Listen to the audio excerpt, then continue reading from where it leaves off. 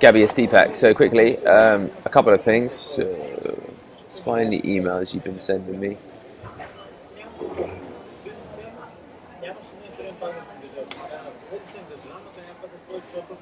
Of course, that's changed. I don't know why Lincoln's done that. Okay, fine. So your template, I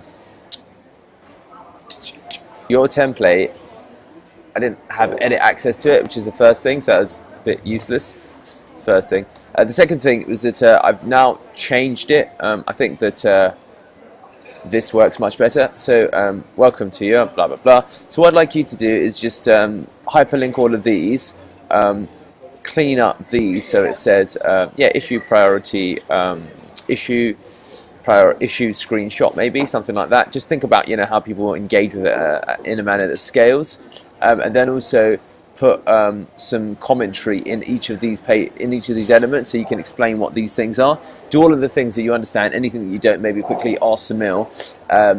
But if you could do that, and then just maybe add the logo here and make these different colors, that would be excellent. And this is what we can use for our actual SEO recommendations worksheet, and I'll give anyone edit access to it for the moment. So hope that makes sense. All right, cheers.